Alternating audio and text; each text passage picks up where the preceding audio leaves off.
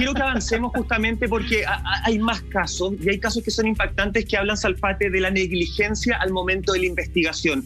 Casos que hablan, por ejemplo, de cuando se quiere culpar a una persona porque tú estuviste en el minuto preciso en el que necesitábamos un culpable. Y nos vamos a ir al caso de Angie Dodd, justamente, esta chica que fue asesinada, que pasaban meses, 7 meses aproximadamente, que no se sabía, que no se tenía un culpable, hasta que la policía determina que una persona tiene que ser el culpable, incluso sin tener ADN comprobado, incluso él diciendo yo soy inocente. Cuéntanos por favor este caso, porque además es mágico como la mamá de ella se involucra en el caso para salvar al posible asesino.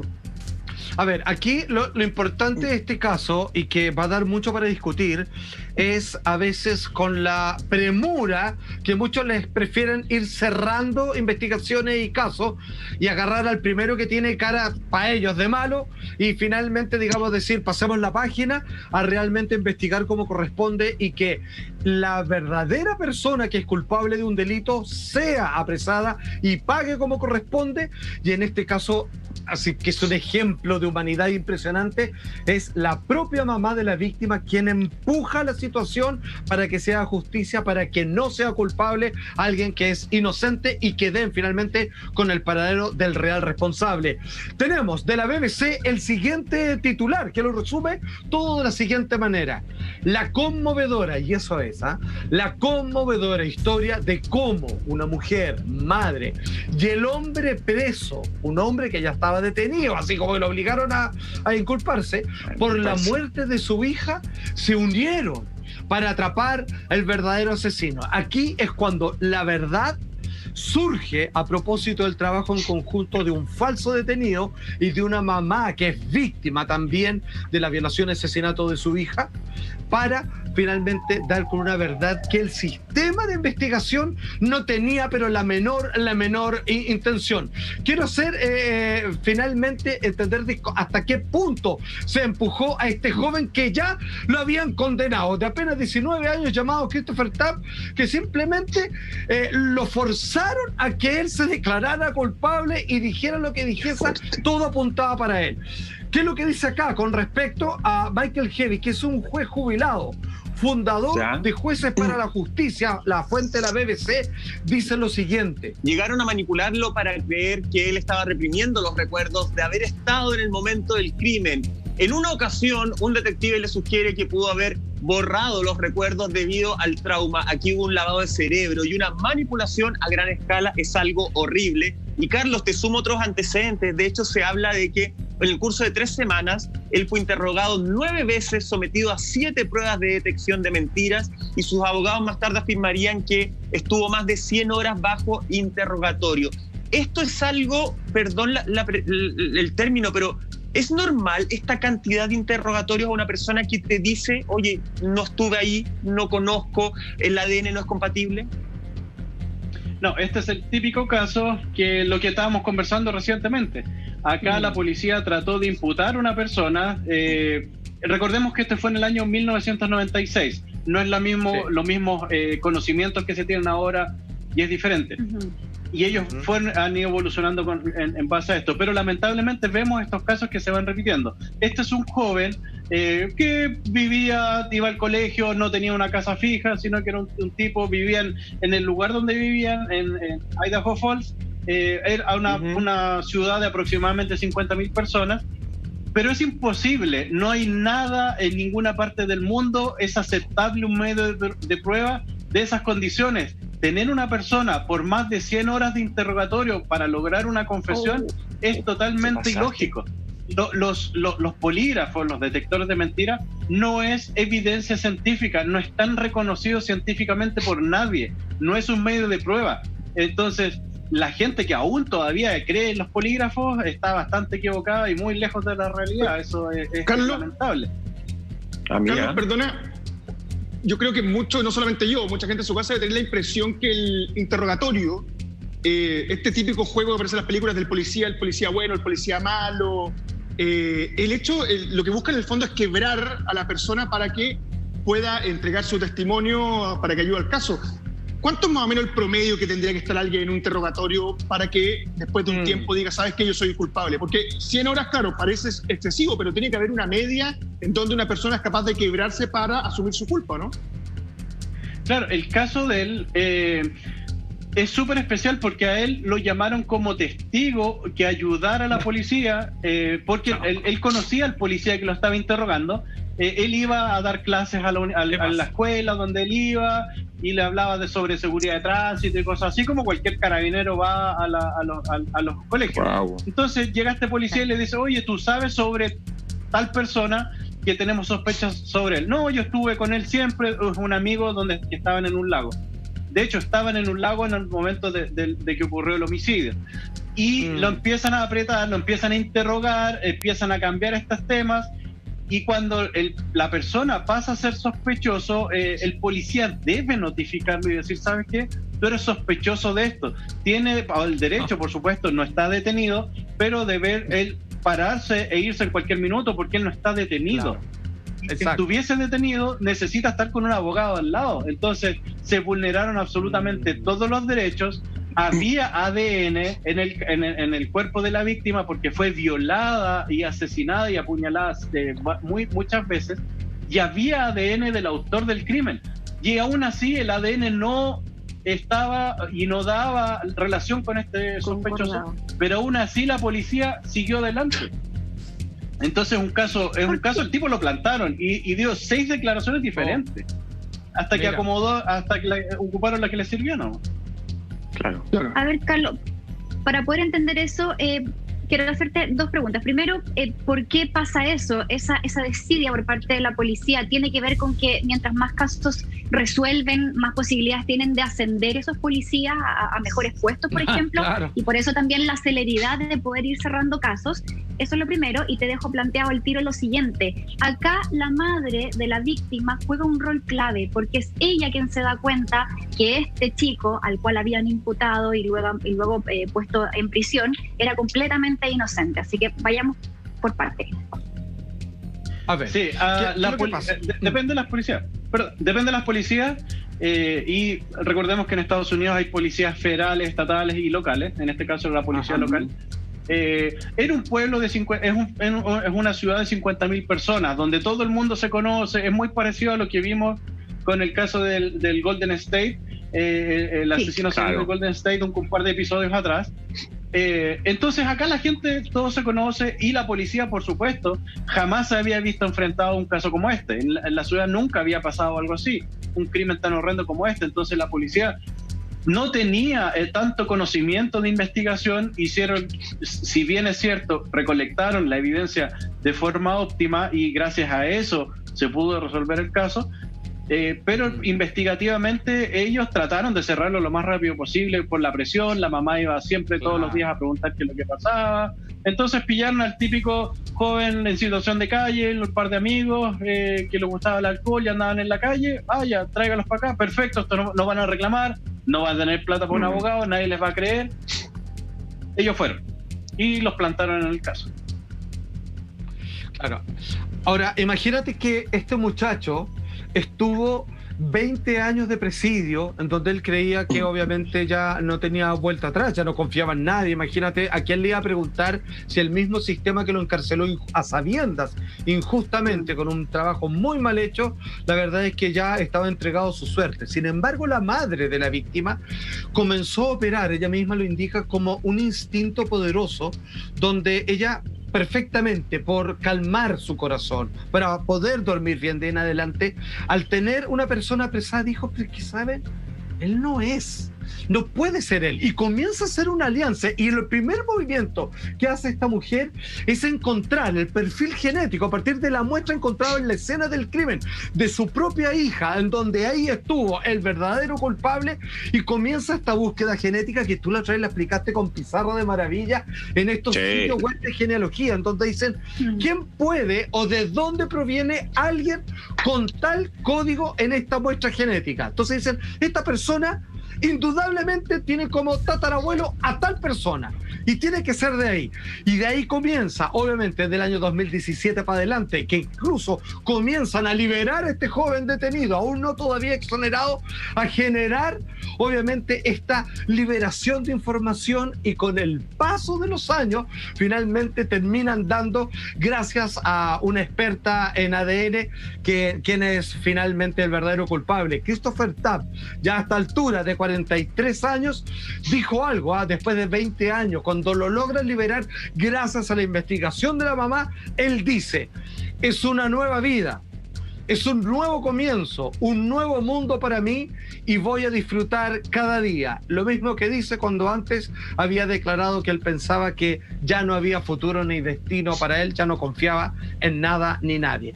GetMatch es esta base de datos donde finalmente se halló al culpable. ¿Cualquiera tiene acceso a eso, Carlos? Así de poder encontrar quiénes son mis antepasados, en fin. Sí, hay algunas bases de datos que son públicas, que tú ingresas al sitio web. Lo que sí tienes que tener es tu perfil genético, que es como tu cédula de identidad en tu huella genética, porque son varios números. Ajá. Y que te van a ir indicando en ciertos locis, que son ciertas ubicaciones. Entonces, con eso tú puedes ingresar y puedes ir viendo tu ancestría, de dónde provienes, etcétera. Y en este caso fue lo que hizo esta genetista forense, que ayudó a la mamá. La mamá siempre siguió, y por casos como este es que existe el Innocent Project, o el Proyecto Inocente en Estados Unidos, porque se sabía que el ADN no era de la víctima, del imputado, pero aún así pasó por un fiscal, pasó por un jurado y pasó por un juez, y aún así condenaron a esta persona. Entonces, el Proyecto de Inocencia... Sí, adelante. No, perdón. Termina la idea, Carlos, y te sumo un dato. Ok. Entonces, con el Proyecto de Inocencia, la gente, abogados que hacen este trabajo, van verificando cada uno de estos casos y se van dando cuenta, y en este caso se dieron cuenta que había un error garrafal, contactaron a la mamá, la mamá los contacta a ellos también y empieza este trabajo. Y de hecho la mamá contacta a esta genetista, y la primera respuesta la genetista dice: es un caso bastante complicado, ha pasado mucho tiempo, pero la mamá le insistió y ella no pudo decirle que no. Y ahí empieza ella a trabajar con el Proyecto de Inocencia y logran llegar a este resultado. Las mamás son fundamentales en muchas investigaciones, lo hemos visto. Tenemos el caso de la mamá de Fernanda Tomás, la mamá de Fernanda, casi de todas las mamás rastreadoras que hay en México, Matute, sus desaparecidos, el caso Matute. Las mamás son fundamentales porque el sistema no les da el apoyo, lamentablemente, y lo vemos que pasa en todas las partes del mundo, porque el sistema no da abasto. Entonces, las mamás tienen que cambiar su vida, las familias cambian su vida para empezar a ver esto. Y esto es un caso que nunca se había visto antes, que la mamá diga que el imputado y que el culpable legalmente no es, y lo empieza a apoyar, es para llegar a la verdad, no por un culpable, sino que es siempre llegar a la verdad, que eso es lo más importante de todo. Bueno, como decía Carlos, las mamás siempre quieren justicia, no quieren que se cierre el caso, quieren saber realmente quién fue. Ahora, un detalle, este tema de la gente que ha sido inculpada por un crimen que no cometió y termina encarcelada, no solamente de ahora, viene hace muchos años atrás. En algún minuto incluso el mismo Bob Dylan fue capaz de ayudar a una persona que se encontraba presa con su canción Hurricane, esta canción que habla de este boxeador Robin Carter, que fue apresado en los años 60. Esta canción Bob Dylan la graba en el año 76, donde dice que está apresado por un crimen que no cometió, y finalmente Robin Carter logra dejar la cárcel en el 85. Debe haber un montón de casos a revisar. A mí me parece, a diferencia de lo que piensa Carlos, que cuando la policía, no es que cometió un error, a mí me parece que la policía quiere cerrar rápido el caso, se encuentra con presiones gubernamentales, se encuentra con posiblemente casos mediáticos en los cuales se requiere y se necesita un culpable rápido, por lo cual yo no creo que tenga que ver con poco tiempo para investigación, sino que tiene que ver con otro tipo de presiones. A mí no me parece que es un error. Lamentablemente, esto abre la discusión a decir, posiblemente tengamos que revisar un montón de casos donde la gente alega inocencia. Me parece que es un tema bastante complejo y algo que va a dar a hablar mucho en el tiempo, porque realmente es como lo que se habla acá incluso. ¿La justicia es realmente para todos? O si tienen los medios económicos, realmente tú logras escabullirte de la cárcel. Me parece que hay un tema ahí que es bastante importante y tiene que ver también con la culpabilidad respecto al proceso que realizan las policías.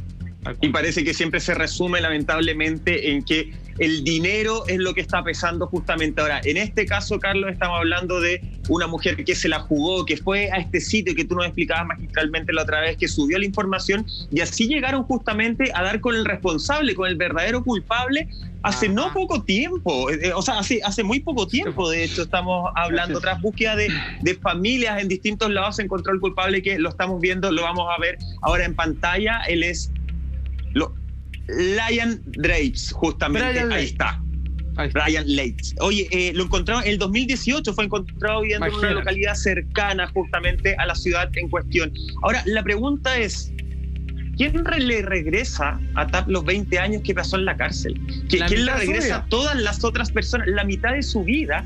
Y además con un estigma, porque digámoslo, después ya retomar tu vida, por más inocente que ya se comprobó, ya se encontró el culpable, retomar tu vida y tenés que estar demostrando todos los días que eres inocente, me parece que es un martirio en vida lo que está viviendo. De esas víctimas tampoco se hacen cargo la justicia, Carlos. Sí, el primer imputado fue exonerado finalmente hace un par de meses atrás, quedó con sus papeles limpios. Ahora está presentando, por supuesto, una demanda contra el Estado por el error en el juicio. Y para el 2021 estamos esperando el juicio de esta persona. Exactamente, es plata. Y este sospechoso vivió, el que está imputado ahora, que fue el autor y está confeso, él vivía frente a la casa de la muchacha, de Angie, y la mamá le dijo a la policía en reiteradas ocasiones: interróguenlo a él, tómenle muestras a él porque yo sospecho de él. Y la policía, por supuesto, no le hizo caso y tuvieron que pasar 20 años para que se dieran cuenta que la mamá tenía razón. Exacto, de hecho la mamá finalmente reunió fondos para tratar de resolver 185.000 casos similares sin resolver. 185.000 casos, ahí tiene el número, Michael. Wow. Y atención, algo que acaba de ocurrir y que está sin resolver es lo siguiente, es para no creerlo y esto ya se presumía. Matan, ojo, qué terrible, asesinan a hijo y hieren a marido de la jueza vinculado al caso de Epstein. El sospechoso además fue hallado muerto. Alguien, al parecer, intenta callar todo lo que pueda extraerse de la información sobre Epstein y ahora sobre Ghislaine Maxwell. Los poderosos no están durmiendo. La élite está temblando y ya comenzó un acoso que llegó al asesinato del hijo y la violencia contra el esposo de la jueza que lleva el caso. Los detalles de esto y hasta dónde puede escalar a la vuelta de esta breve pausa comercial. No se vaya. Y ahora sí entramos de lleno con esta noticia que está calentita, porque acaba de pasar hace un par de días un ataque armado contra la familia de la jueza del caso Epstein. Tenemos un titular que nos relata lo siguiente. Dice ahí: matan a hijo y hieren a marido de jueza de caso vinculado a Epstein. Sospechoso, según constató CNN, fue hallado muerto presuntamente tras suicidarse, porque hasta la fecha ni siquiera eso está del todo claro. ¿Quiénes fueron las víctimas del ataque? Daniel Andre, el joven universitario de 20 años, y su padre Mark, ¿cierto? El marido, esposo de esta jueza, quien además ejercía como abogado defensor. El hijo abre la puerta con su padre a su espalda, este hombre se presenta y quien, vestiendo un uniforme de la empresa de encomiendas, como hoy día tanto se usa producto de la pandemia, disparó para luego darse a la fuga y finalmente siendo encontrado fallecido, supuestamente se habla, producto de un suicidio. Todo esto es el ataque que recibió la jueza de 51 años de origen cubano y que lo único que nosotros nos hace levantar una sospecha del porte de un buque y que ya lo habíamos, digamos, anticipado, es que ella está llevando el caso de Epstein, más allá, digamos, de lo que está sucediendo con Ghislaine Maxwell, pareja de este mismo individuo, a propósito del caso de red de tráfico de menores y donde el listado de ricos y poderosos que al parecer allí participaron es larga, tendida, popular y siniestra. Oye pero perdón, súper... Lama, dale. No, pero perdón, un detalle. La jueza no está ligada al caso Epstein de lo que tendría que ver con el abuso menor, está ligado a la parte económica, a la parte de lavado de dinero de Epstein. Es que es parte de lo mismo. porque se supone que la parte de la clientela Lama, según están diciendo, estaba dentro del mismo de círculo sobre cómo se enseñaban entre todos a dar vueltas con los fondos y hacer estafa. O sea, podríamos decir que no está directamente los dueños del banco que están demandando participando en su fiesta en la isla, pero sí que hacían posiblemente el llamado de por ahí, hacían desaparecer las platas que entraban para financiar los es que a eso voy, porque imagínate esto es casi como lo voy a poner en un contexto cinematográfico, esto es como de Dick Tracy, es como que llegara un auto, se bajara cabeza chata, murmullón, sacar una metralleta y pues, se posiciona a disparar afuera de una casa, como de Al Capone. Es que por ahí va. Esto habla de crimen organizado. A mí lo que me llama la atención es que esta jueza que está ligado un poco más a este lado, o sea, imagínate si ya lo de Epstein en el abuso menor es sórdido, imagínate lo sórdido que tiene que ser a nivel de platas, para que haya un crimen organizado detrás para enviar a un tipo a que trague plomo la jueza en el fondo. Como dice Salfate, son de alguna forma distintos caminos, pero que terminan en una meta en común que tiene que ver con todo esto que estamos hablando. Varias cositas. Por un lado, efectivamente, a quien se determina que fue el asesino en este caso, ya tenía estas publicaciones y escritos, Alfa, en contra de esta jueza en particular. Habían ahí algunos rumores contra la jueza Salas y se dice que a ella no le pasó nada porque estaba en el sótano en el momento en que llega esta persona a la casa y por eso ella sale ilesa. Tú hablas de un poquito este miedo, esta especie de ruido de conspiración que nos empieza a sonar, es que quieren hacer desaparecer a todos los que están relacionados con el caso de Epstein, y quiero traer a colación una información que saca un diario británico hace muy poquito, que de hecho hablan de Maxwell. Bueno, ya sabemos, la otra vez habíamos contado que ella había pedido libertad bajo fianza, se la negaron, le dijeron que no, ella tiene que seguir recluida, y según este diario británico, ellos publican lo siguiente: la opinión de todos, incluida la de Maxwell, es que Epstein fue asesinado. Y además, ella recibió amenazas de muerte antes de ser arrestada. Por eso estaba escondida, entre otras cosas. Por eso estaba escondida, entre otras cosas, por supuesto. Sí, claro. Carlos, ¿podríamos decir, bajo tu experiencia, alguna forma que acá estaríamos bajo una eliminación de pruebas de posibles sospechosos o criminales que tengan mucha información y que puedan lanzar al agua la verdad de los poderosos? Este es un mensaje. A la jueza le enviaron un mensaje para decirle: si usted nos declara culpable o pasa algo, esto es el resultado. De hecho, la jueza se salvó, lamentablemente su hijo le salvó la vida. Le salvó la vida a su hijo y su esposo, porque ellos abrieron la puerta. Si la jueza hubiese abierto la puerta, ella estaría asesinada hasta ahora. Exactamente, a mí lo que me parece muy, muy grave, muy extraño, es que se estén haciendo estos crímenes. A un juez que hace una persecución penal, que es su trabajo, contra un tipo independiente el que sea, esto no se ve en Estados Unidos, esto no es normal, esto es casi de narcotráfico, una cosa así, lo que estábamos acostumbrados. Claro. O cuando estaba Al Capone, tal como decía Lama, a principios de los años de 1900. Entonces, estas mafias que asesinen de esta forma en Estados Unidos no es común, menos a un juez, a una jueza federal. Entonces aquí ya se involucra de nuevo el FBI. Esto es gravísimo, es una situación tremendamente grave. Además, sumado a ello, que es una jueza mujer y además hispana. Entonces eso seguramente puede haberle dado herramientas de odiosidad contra otras personas que están directamente contra nosotros como hispanos y además contra las mujeres. Lo que se sabe hasta ahora de quién habría perpetrado este delito es Roy Den Hollander, un abogado antifeminista, un hombre de 69 años, Carlos. No estamos hablando de una persona joven que le bajó la locura, o sea, es una persona que uno podría entender que tiene un criterio formado, que tiene una profesión que le ha permitido educarse, pero claro, no me deja de llamar la atención este apellido que se le pone como abogado antifeminista. Entonces ahí también había que tener ojo para ver si efectivamente el haber ejecutado este crimen tiene que ver por el lado de los delitos económicos de Jeffrey Epstein y su círculo más cercano de poderosos, o efectivamente este caballero tenía una fijación puntual con esta jueza y quería cobrar otro tipo de venganza. Eso es lo que yo creo que a esta altura todavía no se podría dilucidar o ver con claridad. No sé si eso sea así, Carlos. Sí, pero de hecho, Pero tú decías, Carlos, que esto a ti te levantaba sospecha, que parece un mensaje, porque fíjate que este hombre falló en todos lados. No mató a ninguna mujer, mató a 2 hombres, este antifeminista. Claro. Y claramente a mí, yo me fijo en el resultado. Estamos hablando de una persona preparada, por muy fanático, hasta no se le saben delitos de esta naturaleza anteriores. Y a mí me tinca que la jueza no se salvó por casualidad, porque si la hubiesen asesinado, ella se salva y colocan a otra. Aquí lo importante es que ella quede viva y que le quede claro lo que puede pasar si sigue en tal línea investigativa. O sea, si es que no, por lo menos una tremenda casualidad, Carlos, no sé qué opina.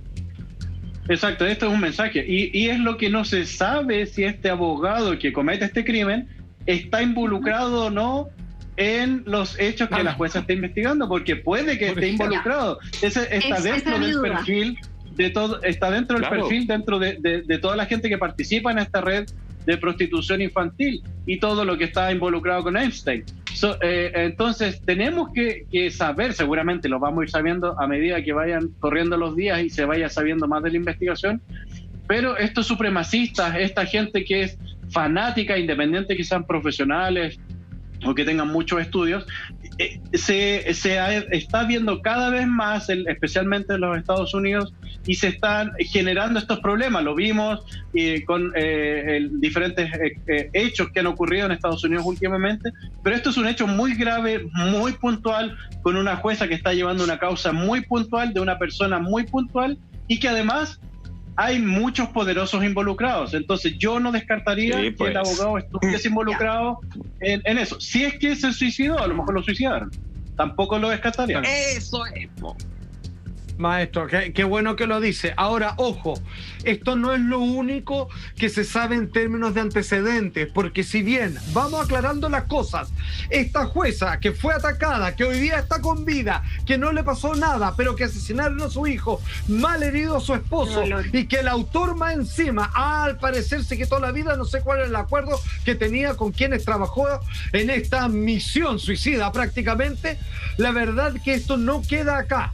Hoy día se está sabiendo una serie de antecedentes que vincula las estafas de Epstein con Maxwell y con la apertura de información que los abogados de ella estarían dispuestos a entregar con tal de rebajar las penas. Hoy en día, sepan, escuchen esto, Estados Unidos se está preparando, ya lo han dicho, para un juicio multitudinario como nunca se había visto en la historia y con cárceles especiales para la gran cantidad de personas y al parecer ricos y poderosos que estarían a punto de caer.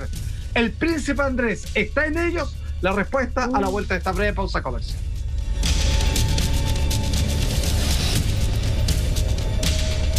Carlos, estábamos hablando justamente de este caso, todo lo que nos lleva de alguna forma y que termina, desencadena en Epstein, parece ser muy extraño, muy raro, con mucho mito. Yo te preguntaba en comerciales, ¿por qué se asegura que efectivamente este abogado es el asesino del hijo de la jueza y que tiene malherido al marido de la jueza? ¿Qué tipo de pruebas hay? Nuestra editora nos decía que incluso había un paquete con remitente. Sí, hay medios de prueba como el paquete con remitente, cámaras de seguridad, el tipo de arma utilizada. Recuerden que ahí aplicaron y utilizaron balística forense.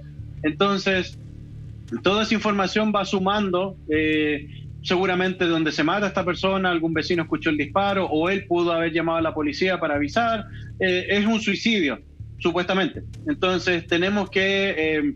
hay muchos medios de prueba. En Estados Unidos es normal que absolutamente todas las casas tengan sistemas de seguridad, que uno los compra en el supermercado, cámaras que están conectadas directa al teléfono, eso graba en muy alta resolución. Entonces, tener medios de prueba en este tipo de circunstancias es más fácil, es relativamente fácil. Y no es sospechoso eso, no es sospechoso que sea tan fácil que encuentren todo el tiro y que encima el que encuentre esté muerto. No es muy fácil. Es que recuerda que este tipo se disfraza como de UPS, es una jueza federal. La jueza tiene que haber llamado al 911 de inmediato con su hijo muerto, su esposo moribundo, con lesiones graves. Terrible. Entonces es una situación terrible. No es la policía local la que se mueve, sino que es gubernamental, es federal, es el FBI, porque ella es una jueza federal. Entonces, del FBI para abajo, todos se empiezan a mover. Entonces, empieza a generarse toda esta maraña de trabajo policial y que claramente dio resultados de forma muy rápida. A lo mejor la jueza tenía amenazas previas. Esa es la información que no manejamos todavía, pero es un hecho gravísimo. Una película de Batman queda pequeña al lado de lo que estamos viendo ahora. Oye, pero es que es raro. Un abogado con su experiencia sabe que no tiene cómo zafar frente a la persona que está agrediendo. Entonces aquí yo no sé si está bajo coacción, le sabían algo y no le quedó otra más que hacerlo así, que él es el chivo expiatorio. Te juro que lo encuentro tan raro. Y más encima si está el nombre de Epstein rondando, más raro. Sí, más raro todavía. Además a lo mejor recordemos que un abogado de 69 años, un hombre ya mayor, tercera edad, a lo mejor recibió por mail la cartola a su AFP y después de ver lo que le iba a recibir de pensión, decidió que era el momento de ponerle fin a todo esto. O sea, claro, tiene los fondos en Chile. ¿Están pasando eso? Tu papá te va a pegar. Sí, no sé. Seguramente podía haber estado enfermo, sabía que se iba a morir. Quizás que ahí es la parte que todavía no sabemos, porque esto pasó hace un día y medio atrás recién. Esto está muy reciente. No gana nada. Entonces hay que ir conociendo la historia detrás de este abogado que comete este brutal homicidio. ¿Sí? Es un noticia caso gravísimo. Les vuelvo a insistir. Exactamente, noticia en desarrollo. No es normal que ataquen a un juez federal. No, en ningún caso. No, y yo de verdad que es tremendamente doloroso pensar en cómo va a seguir la vida de esa jueza, sin su hijo, con su marido también debatiéndose entre la vida y la muerte, una situación muy dolorosa que esperemos se haga justicia pronto. Qué paradójico, una jueza que necesita que se haga justicia. Exacto. Carlos, muchas gracias, Carlos, como todos los martes acá en Así Somos con nuestro Así Somos Policial. Gracias. Al fin de este capítulo, Salfate, Lama, Monty, nos reencontramos mañana a la medianoche. Así es, que estén muy bien. Chao, descansen, chao. Cuídense.